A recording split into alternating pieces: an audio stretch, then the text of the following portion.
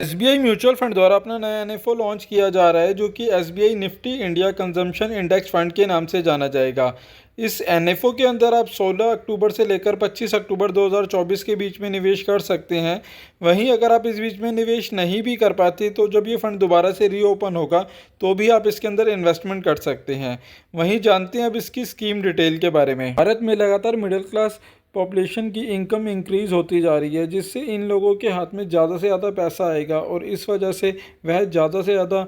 Services और product को by करेंगे, जिससे कंजम्पशन सेक्टर में बूम आने की पूरी उम्मीद है। क्योंकि जब लोगों के हाथ में ज़्यादा पैसा होगा तो वह ज़्यादा खर्च करेंगे और जब वह ज़्यादा खर्च करेंगे तो इससे जुड़ी कंपनियों के अंदर भी ग्रोथ होने की पूरी संभावना है। इस सिनेरियो को देखते हुए लगता है कि 2030 तक भारत के अंदर मिलियन की संख्या 1000 को भी पार कर जाएगी। इस वजह से इस सेक्टर के अंदर ग्रोथ होने की भी काफ़ी हद तक संभावना है। तो अगर आप इस सेक्टर के अंदर इन्वेस्टमेंट करते हैं तो आपको फ्यूचर में अच्छे रिटर्न मिलने की उम्मीद है। बट ये एक थीमेटिक कैटेगरी का फंड है, इसलिए इस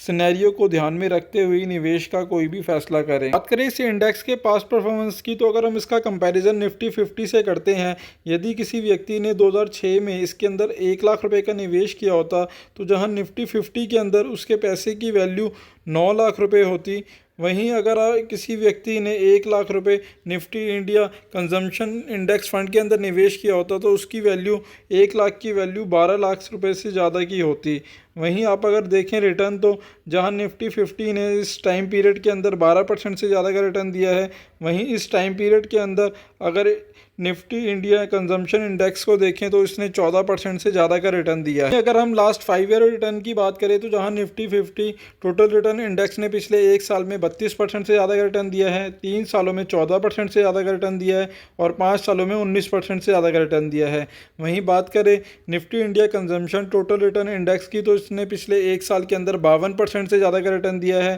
3 सालों में 22% से ज़्यादा का रिटर्न दिया है, 5 सालों में 22% से ज़्यादा का रिटर्न दिया है। वहीं अगर देखें कि इसने निफ्टी 50 को कितना आउट परफॉर्म किया है, तो पिछले 1 साल में 20% से ज़्यादा का आउट परफॉर्म किया है, वहीं 3 सालों के अंदर 7% से ज़्यादा का आउट परफॉर्म किया है और 5 सालों के अंदर 3% का से ज़्यादा का आउट परफॉर्म किया है। तो देख सकते हैं कि पिछले 5 सालों के अंदर Nifty India consumption total return index ने निफ्टी 50 टोटल रिटर्न इंडेक्स को काफ़ी बड़े अंतर से बीट किया है। वहीं Nifty India consumption total return index का अगर एसआईपी रिटर्न देखें तो उसने पिछले 1 साल में 58% से ज़्यादा का रिटर्न दिया है, 3 सालों में 33% से ज़्यादा का रिटर्न दिया है, 5 सालों में 26% से ज़्यादा रिटर्न दिया है, 7 सालों में 21% से ज़्यादा रिटर्न दिया और 10 सालों में 17% से ज़्यादा का रिटर्न दिया है। वहीं अगर हम इसका comparison Nifty 50 total return index से करते हैं तो इसने पिछले 1 साल के अंदर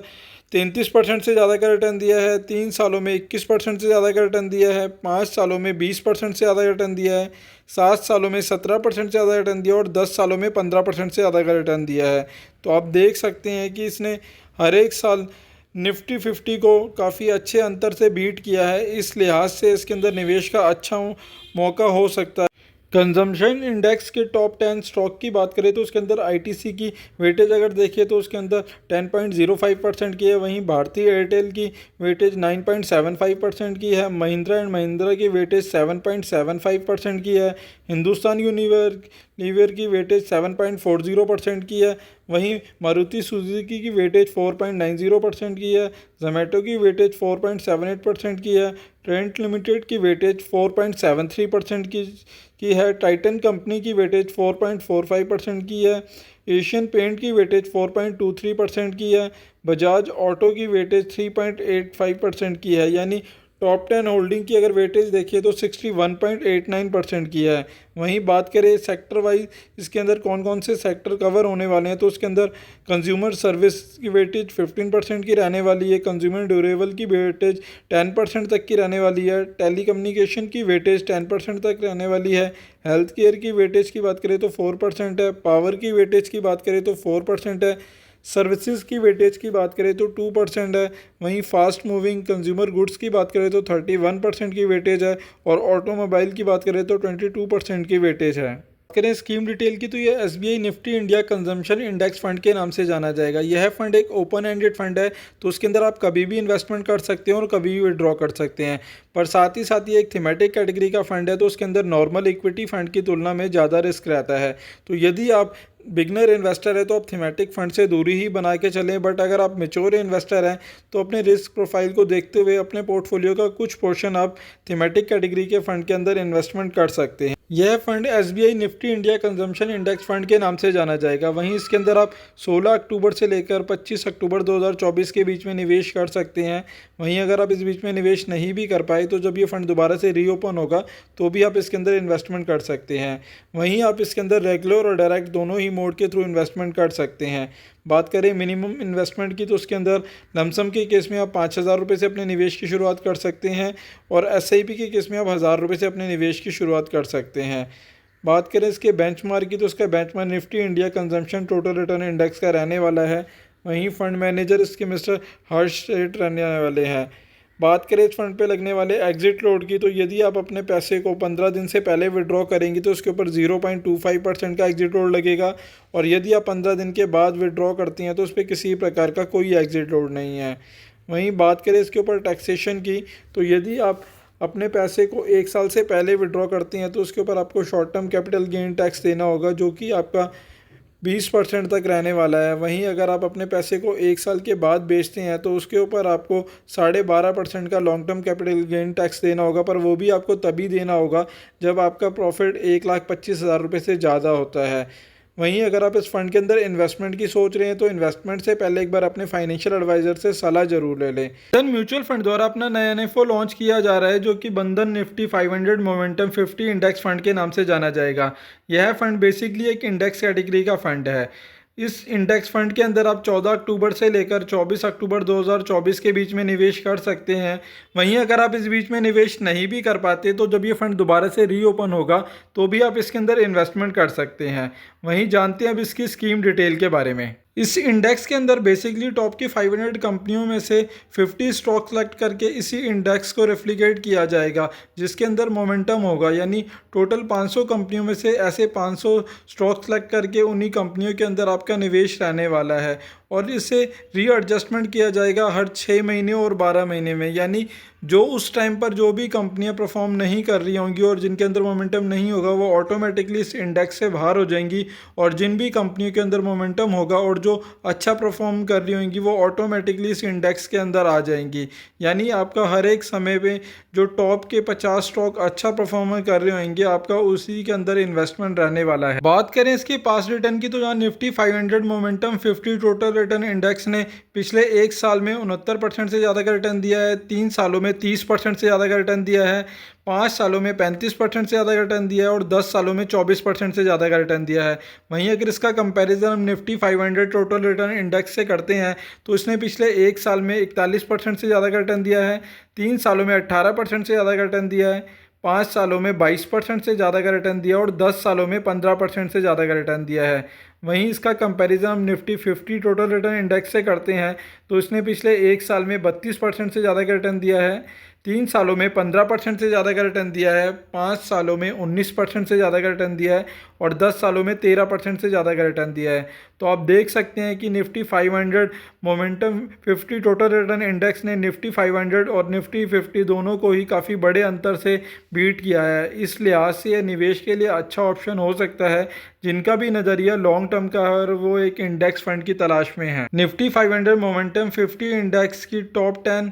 स्टॉक होल्डिंग की बात करें तो उसके अंदर ट्रेंट लिमिटेड की होल्डिंग 6.4% की है, बजाज ऑटो की होल्डिंग 5.4% की है, अडानी पोर्ट की होल्डिंग 4.9% की है, भारत इलेक्ट्रॉनिक की होल्डिंग से 4.6% की है, महिंद्रा एंड महिंद्रा की होल्डिंग 4.6% की है, रेस लिमिटेड की होल्डिंग 4.3% की है, सीमेंस लिमिटेड की होल्डिंग 4.3% की है, हिंदुस्तान एरोनॉटिक्स की होल्डिंग 4.2% की है, पावर फाइनेंस की होल्डिंग 4.0% की और टाटा पावर की होल्डिंग 3.5% की है। वहीं अगर इन टॉप 10 स्टॉक की होल्डिंग की बात करें तो 46% तक की होल्डिंग है। वहीं ओवरऑल अगर सेक्टर वाइज इसके अंदर एलोकेशन देखें तो इंडस्ट्री का 34% की वेटेज है, हेल्थ केयर की 1% की वेटेज है, एनर्जी की 3% की वेटेज है, कमोडिटी की 4% की वेटेज है, सर्विसेज की 5% की वेटेज है, यूटिलिटी की 10% की वेटेज है और फाइनेंशियल सर्विसेज की 70% की वेटेज है।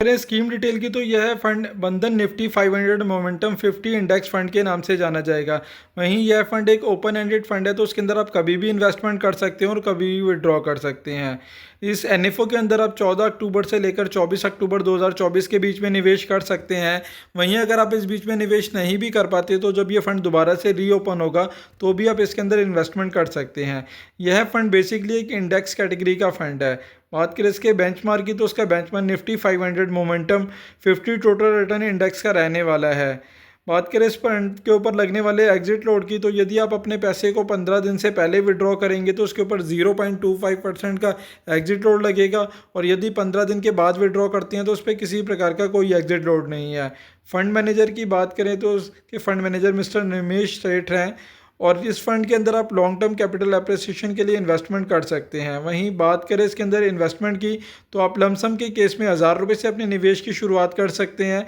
और एसआईपी के केस में आप केवल 100 रुपये से अपने निवेश की शुरुआत कर सकते हैं। वहीं दोस्तों अगर आप इस फंड के अंदर निवेश की सोच रहे हैं तो आपका नज़रिया लॉन्ग टर्म का हो तो इसके अंदर इन्वेस्टमेंट करें और इन्वेस्टमेंट करने से पहले एक बार अपने फाइनेंशियल एडवाइज़र से सलाह ज़रूर ले लें। दोस्तों आशा करता हूं मेरे द्वारा दी गई जानकारी आपके लिए उपयोगी सिद्ध होगी। एडलवाइज म्यूचुअल फंड द्वारा अपना नया एनएफओ लॉन्च किया जा रहा है जो कि Edelweiss Nifty 500 multi cap momentum quality 50 index fund के नाम से जाना जाएगा। वहीं साथ ही साथ इसी के अंदर यह अपना ईटीएफ भी लॉन्च कर रहा है जो कि Edelweiss Nifty 500 multi cap momentum quality 50 ETF के नाम से जाना जाएगा। यहाँ पर इसके अंदर आप 11 अक्टूबर से लेकर 25 अक्टूबर 2024 के बीच में निवेश कर सकते हैं। वहीं अगर आप इस बीच में निवेश नहीं भी कर पाते तो जब दोबारा से ये रीओपन होगा तो भी आप इसके अंदर इन्वेस्टमेंट कर सकते हैं। बट ईटीएफ वाले फंड के अंदर निवेश करने के लिए आपके पास डीमेट अकाउंट होना ज़रूरी है। वहीं नॉर्मल इंडेक्स फंड में अगर आप निवेश करते हैं तो इसके लिए आपको डीमेट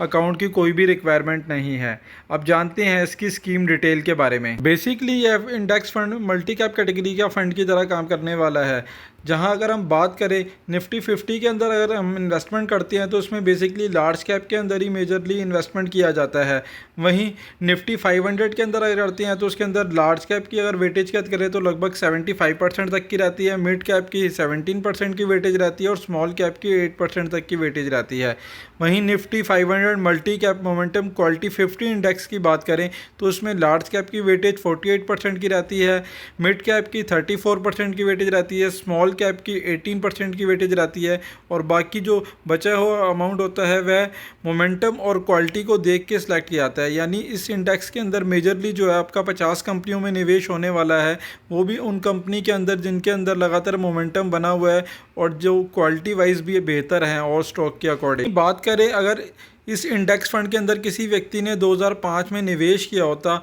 यदि निफ्टी 50 के अंदर उसने अपना निवेश किया होता तो उसके 1 लाख की वैल्यू 15,56,000 रुपये तक होती। वहीं अगर निफ्टी 500 टोटल रिटर्न इंडेक्स के अंदर किया होता तो उसकी वैल्यू 1 लाख की वैल्यू 16,64,000 रुपये तक होती। वहीं Nifty 500 multi cap momentum quality 50 total return index के अंदर अगर किसी ने 1 लाख रुपये का निवेश किया होता 2005 में तो उसकी वैल्यू 63,17,000 रुपये तक होती। यहाँ पर आप रिटर्न देख सकते हैं जहाँ निफ्टी 50 ने 15% से ज़्यादा का रिटर्न दिया है, वहीं निफ्टी 500 ने भी 15% से ज़्यादा का सालाना रिटर्न दिया है। वहीं Nifty 500 multi cap momentum quality 50 total return index की बात करें तो उसने 23% से ज़्यादा का रिटर्न दिया है। तो आप देख सकते हैं कि इसने निफ्टी 50 और निफ्टी 500 टोटल रिटर्न इंडेक्स को बहुत ही बड़े अंतर से बीट किया है। इस फंड में मेजरली बात करें तो आपका investment large cap, mid cap और स्मॉल कैप के अंदर इन्वेस्टमेंट किया जाएगा। जहां लार्ज कैप के अंदर 10 स्टॉक की कैप रहेगी, वहीं मिड कैप के अंदर 15 स्टॉक की कैप रहेगी